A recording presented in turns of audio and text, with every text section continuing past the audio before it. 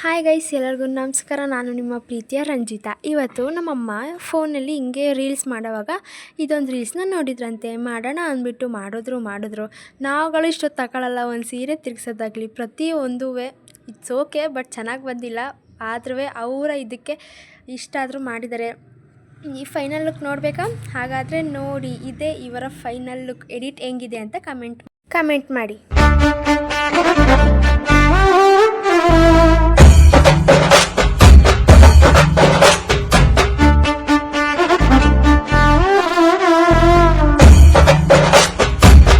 ಈಗೇನೋ ವಿಡಿಯೋ ನೋಡ್ಕೊಂಡು ಬಂದ್ರಿ. ಈಗ ಇವರೆಲ್ಲ ಯಾರು, ಎಲ್ಗೋಗ್ತೀರ ಅಂತ ನೋಡ್ತಿದ್ದೀರಾ? ಇವರೆಲ್ಲ ನಮ್ಮ ಅಮ್ಮಂದಿರು. ಇವತ್ತು ನಮ್ಮ ದೊಡ್ಡಮ್ಮನ ಮಗಳದು ಮನೇಲಿ ಮದುವೆ ಇದೆ. ಅವ್ರ ಮನೇಲಿ ಒಂದು ಶಾಸ್ತ್ರ ಇದೆಯಂತೆ. ಮದುವೆಗೂ ಮುಂಚೆ ಹುಡುಗಿ ಮನೆಯವರು ಹುಡುಗನ ಮನೆಗೆ ಹೋಗಿ ದೀಪ ಹಚ್ಚಬೇಕು ಅಂತ. ಅದಕ್ಕೆ ಎಲ್ಲರೂ ಉಗುರು ಬಣ್ಣ ಹಾಕ್ಕೊಂಡು ಎಷ್ಟು ಹೆಂಗೆ ರೆಡಿ ಆಗ್ಬಿಟ್ಟು ಹೋಗಿದ್ದಾರೆ ಗೊತ್ತಾ? ನೆಕ್ಸ್ಟ್ ಅವ್ರಿಗೆಲ್ಲರಿಗೂ ಪಾಪ ಇನ್ನೂ ಸ್ವಲ್ಪ ಜನ ಬರಬೇಕಾಗಿತ್ತು. 2 ಅವರ್ ಕಾದು ಸಾಕಾಗಿ ಏನು ಮಾಡೋದು ಅಂತ ಗೊತ್ತಾಗ್ದೇನೆ ಬಿಸ್ಕೆಟ್ ತಿನ್ಕೊಂಡು ಟೀ ಕುಡ್ಕೊಂಡು ಮಕ್ಳ ಥರ ಅಲ್ಲಿಂದ ಇಲ್ಲಿಗೆ ಸುತ್ತಾಡ್ಕೊಂಡು ಅಯ್ಯೋ ಅಂದ್ಕೊಂಡು ಕಾಯ್ಕೊಂಡು ಕೊನೆಗೂ ನಾವುಗಳು ಹೋಗಿದ್ರೆ ಇನ್ನೊಂದಷ್ಟು ಖರ್ಚು ಮಾಡಿಸ್ತಿದ್ದು. ಅದಕ್ಕೆ ನಮ್ಮನ್ನ ಬಿಟ್ಬಿಟ್ಟು ಇವರೇ ಹೋಗಿ ಕಡಿಮೆ ಖರ್ಚಲ್ಲೆಲ್ಲ ಮುಗಿಸ್ಕೊಂಡು ನೋಡಿ ಎಷ್ಟು ಚೆನ್ನಾಗಿ. ಆದರೆ ಇವ್ರ ಲುಕ್ ಮಾತ್ರ ಚಿಂದಿ. 24 ಗಂಟೆ ಲುಕ್ ಕೊಡೋದ್ರಲ್ಲೇ ಇರ್ತಾರೆ ಯಾವಾಗಲೂ.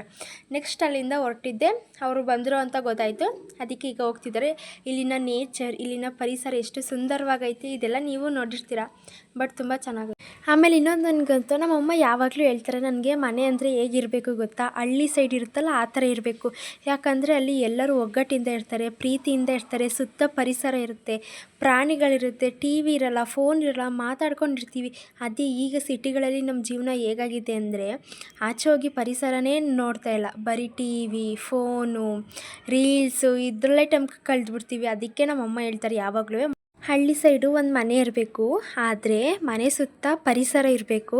ಹಸ, ದನ, ಕರ ಅಂತ ಇದ್ದಾಗ ನಾವು ಎಷ್ಟು ಬ್ಯುಸಿ ಇರ್ತೀವಿ ಅಂದರೆ ನಮಗೆ ಕುತ್ಕೊಂಡು ಕಾಫಿ ಕುಡಿಯೋಕೆ ಕೂಡ ಟೈಮ್ ಇರಲ್ಲ. ನಮ್ಮಮ್ಮ ಆ ಬ್ಯುಸಿ ಲೈಫ್ನ ಲೀಡ್ ಮಾಡೋಕ್ಕೆ ಇಷ್ಟಪಡ್ತಾರೆ. ಆದರೆ ಇವಾಗ ನಾವಿರೋದು ಒಂದು ಬಿಲ್ಡಿಂಗಲ್ಲಿ.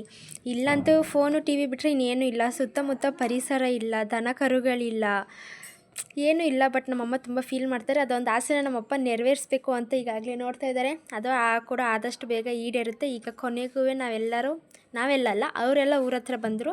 ಮದುವೆಗೆ ಇನ್ನೊಂದೇ ವಾರ ಬಾಕಿ ಇರೋದು. ಆಗಲೇ ಇವರೆಲ್ಲ ಮನೆಗೆ ಪೇಂಟ್ ಹೊಡಿಸಿ ಹೋಮ ಎಲ್ಲ ಮಾಡಿಸಿದ್ರು. ಇವ್ರು ಹೋಗೋಷ್ಟರಲ್ಲಿ ಹೋಮ ಎಲ್ಲ ಮುಗ್ದೋಗಿತ್ತು. ದೀಪ ಹಚ್ಚೋ ಕಾರ್ಯಕ್ರಮ ಇತ್ತು. ಈಗ ಎಲ್ಲರನ್ನೂ ಮಾತಾಡಿಸಿ ಕೂತ್ಕೊಂಡಿದ್ದಾರೆ. ಅವರು ಅರ್ಶಿನ ಕುಂಕುಮ ಬಂದಾಗ ಅರ್ಶಿನ ಕುಂಕುಮನ ಕೊಟ್ಟರು. ಅರ್ಶಿನ ಕುಂಕುಮ ಆದಮೇಲೆ ಪ್ರಸಾದ ಕೊಟ್ಟರು. ಎಲ್ಲರೂ ಅರ್ಶಿನ ಕುಂಕುಮ ತಗೊಂಡು ಪ್ರಸಾದ ತಗೊಂಡು ಈಗ ದೀಪ ಹಚ್ಚೋ ಕಾರ್ಯಕ್ರಮ ಶುರು ಆಗೈತೆ. ಈ ಹಣ್ಣು, ಹೂವು, ಕಾಯಿ ಪ್ರತಿಯೊಂದು ಕೂಡ ಹುಡುಗಿ ಮನೆಯಿಂದನೇ ತಂದು ಎಲ್ಲ ರೆಡಿ, ಅವರೇ ಎಲ್ಲ ತಂದಿದ್ರು. ಈಗ ಅದನ್ನು ದೇವ್ರಿಗೆ ಹಾಕಿ ಇವ್ರ ಕಡೆಯಿಂದ ಆಗಬೇಕಾಗಿರೋ ಅಲಂಕಾರನ ಮಾಡಿ ಎಲ್ಲರೂ ಕೂಡ ದೀಪನ ಒಬ್ಬೊಬ್ಬರಾಗೆ ಎಲ್ಲ ಮುತ್ತೈದೆಯರು ಕೂಡ ಬಂದು ದೀಪ ಹಚ್ಚಿ ಗಂಧದ ಕಡ್ಡಿ ಬೆಳಗಿ ಮಂಗಳಾರತಿ ಮಾಡಿ ಶಾಸ್ತ್ರ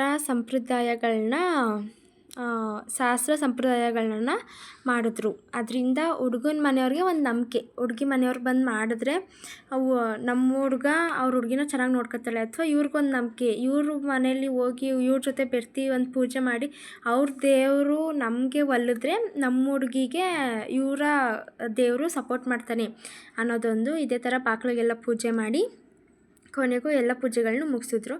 ಆಮೇಲೆ ಎಲ್ಲ ಪೂಜೆ ಎಲ್ಲ ಆಯಿತು. ಆಮೇಲೆ ನೆಕ್ಸ್ಟ್ ನಾವು ಲಗ್ನ ಪತ್ರಿಕೆ ಒಂದು ವೀಡಿಯೋ ಇವಾಗ ಮದುವೆ ಅಂದರೆ ಎಲ್ಲರಿಗೂ ಎಷ್ಟು ಸಡಗರ ಇರುತ್ತೆ. ಪ್ರತಿಯೊಂದು ಫಂಕ್ಷನ್ನು ಕೂಡ ಪ್ರತಿಯೊಂದು ಫಂಕ್ಷನ್ದು ವೀಡಿಯೋ ಇರಬೇಕು. ಅದಕ್ಕೆ ಈ ಸತಿ ಏನು ಮಾಡ್ದೋ ಲಗ್ನ ಪತ್ರಿಕೆ ವೀಡಿಯೋನ ಮಾಡ್ದು. ನೋಡಿ ಎಲ್ಲ ಎಷ್ಟು ಚೆನ್ನಾಗಿ ಮಾಡ್ತಿದ್ದಾರೆ. ಕೊನೆಗೂ ಎಲ್ಲ ಎಡಿಟಿಂಗ್ ಎಲ್ಲ ಮಾಡಬೇಕು. ಈಗ ನಾನು ನಿಮಗೆ ಫೈನಲ್ ಲುಕ್ನ ತೋರಿಸ್ಲಾ? ನೀವೆಲ್ಲ ಫೈನಲ್ ಲುಕ್ ನೋಡೋಕೆ ರೆಡಿಯಾಗಿದ್ದೀರಾ?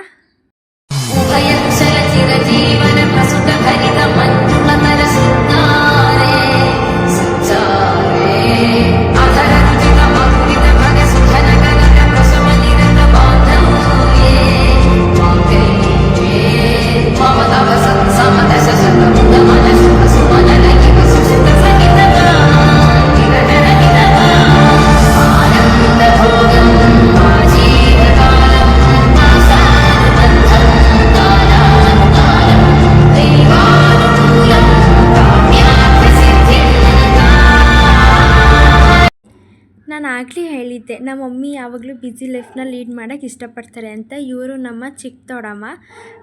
ಇವಾಗ ಮಮ್ಮಿ ಅಂತ ಅಂದರೆ ಎಲ್ಲರೂ ಕೂಡ ಇವರು ನಮ್ಮ ಅಮ್ಮನೇ. ನನಗೆ 3 ಜನ ಅಮ್ಮಂದಿರು, ಎತ್ತೋರೊಬ್ಬರಾದರೆ ಸಾಕ್ತಿರೋರಿಬ್ಬರು. ಈ ಥರ ಇವ್ರನ್ನೂ ನಾನು ಅಮ್ಮ ಅಂತಲೇ ಕೂಗ್ತೀನಿ. ನಮಗೆ 3 ಜನ ಅಮ್ಮಂದಿರು, 3 ಜನನೂ ಕೂಡ ಎತ್ತು ತಾಯಿ ಥರನೇ ಪ್ರೀತಿ ತೋರಿಸ್ತಾರೆ. ನಾನು ಹೇಳಿಲ್ವ ನಮ್ಮ ಮಮ್ಮಿದಿರಿಗೆ ಹಳ್ಳಿ ಸೈಡು ಈ ಥರ ಇಷ್ಟ, ನೇಚರ್ ಅಂದರೆ ಇಷ್ಟ ಅಂತ. ಇವ್ರಿಗೆ ಆಡು ಕುರಿ ಅಂದರೆ ಇಷ್ಟ. ಎಷ್ಟು ಮುದ್ದು ಮಾಡ್ಕೊಂಡು ಎಷ್ಟು ಚೆನ್ನಾಗಿದ್ರು ಗೊತ್ತಾ. ಈ ಥರ ಎಲ್ಲ ಅವ್ರಿಗೆ ಫೀಲ್ ಮಾಡೋಕ್ಕೆ ಇಷ್ಟ. ಆಡುಗಳನ್ನ, ಕುರಿಗಳನ್ನ, ನಾಯಿಗಳು, ಬೆಕ್ಕುಗಳು, ಕೋಳಿಗಳು ಇದನ್ನೆಲ್ಲ ಸಾಕಬೇಕು, ಅವಕ್ಕೆ ಮೇವು ಹಾಕಬೇಕು, ಅದ್ರ ಜೊತೆ ಆಟಾಡಬೇಕು ಅಂತ. ಆಮೇಲೆ ನೆಕ್ಸ್ಟು ಎಲ್ಲ ಮುಗಿಸ್ಕೊಂಡು ಎಲ್ಲ ಊಟಕ್ಕೆ ಕೂತಿದ್ರು. ಎಲ್ಲರಿಗೂ ಊಟ ಕೊಟ್ಟು, ಊಟ ಚೆನ್ನಾಗಿತ್ತಂತೆ ಹೇಳ್ತಿದ್ರು ಅಮ್ಮ. ಆಮೇಲೆ ನೆಕ್ಸ್ಟು ಎಲ್ಲರನ್ನೂ ಚಾಪೆ ಹಾಕಿ ಫ್ಯಾನ್ ಹಾಕಿ ಈಚೆ ಕೂರಿಸಿದ್ರು. ನೀವೆಲ್ಲ ಆರಾಮಾಗಿ ಮಾತಾಡ್ಕೊ ಕೂತ್ಕೊಳ್ಳಿ, ನಾವೊಂಚೂರು ಊಟ ಮಾಡ್ಕೊ ಬರ್ತೀವಿ ಅಂತ. ಅದಕ್ಕೆ ಇವರೆಲ್ಲ ಮಾತಾಡ್ಕೊ ಕೂತಿದ್ರು. ಅದ್ರ ಜೊತೆಗೆ ಎಲೆ ಅಡಿಕೆನೂ ಕೊಟ್ಟಿದ್ರು. ತಿಂತ ಕೂತ್ಕೊಂಡಿರಪ್ಪ, ಮಾತಾಡಿ ಬೇಜಾರಾದರೆ ಸ್ವಲ್ಪ ಎಲೆ ಅಡಿಕೆನೂ ಹಾಕೊಳ್ಳಿ, ಹೊಸಿ ಮಜಾ ತಗೊಳ್ಳಿ ಅಂತ ಎಲ್ಲರೂ ಮಾತಾಡಿಕೊಂಡು ಆರಾಮಾಗಿ ಖುಷಿಯಾಗಿದ್ದರು. ಬಟ್ ಈ ಥರ ಎಲ್ಲ ಮದುವೆಗಳಲ್ಲೇ ಎಲ್ಲರೂ ಸಿಗೋದು, ಮಾತಾಡೋದು. ಒಬ್ಬರು ಅಲ್ಲಿ ಎಷ್ಟೋ ಜನ ಗೊತ್ತಿರಲ್ಲ, ಬಟ್ ಆದರೂ ಅಲ್ಲಿ ಒಬ್ರು ಮಾತಾಡ್ಸ್ಕೊಂಡು ಚೆನ್ನಾಗಿರ್ತೀವಿ. ನೆಕ್ಸ್ಟು ಅಲ್ಲಿಂದ ಇವರೆಲ್ಲ ಕೂಡ ಮನೆಗೆ ಹೊರಟಿದ್ದಾರೆ. ಮದುವೆ ಗಂಡು ಎಲ್ಲರನ್ನೂ ಕಳಿಸ್ತಿದ್ದಾರೆ ನೋಡಿ. ಮದುವೆ ಗಂಡು ಈಗ ಇನ್ನೊಂದು ಸ್ವಲ್ಪ ಹೊತ್ತಾದಮೇಲೆ ಮದುವೆ ಗಂಡಿನ ಮತ್ತು ಹೆಣ್ಣಿನ ಫೋಟೋ ಬರುತ್ತೆ. ಎಲ್ಲರೂ ಚೆನ್ನಾಗಿ ನೋಡ್ಕೊಳ್ಳಿ. ಇವರೇ ಮದುವೆ ಗಂಡು. ಈಗ ಇವರಿಬ್ರಿಗೂ ಆಶೀರ್ವಾದ ಮಾಡಬೇಕು ಅಂತ ಕೇಳ್ಕೊತೀನಿ.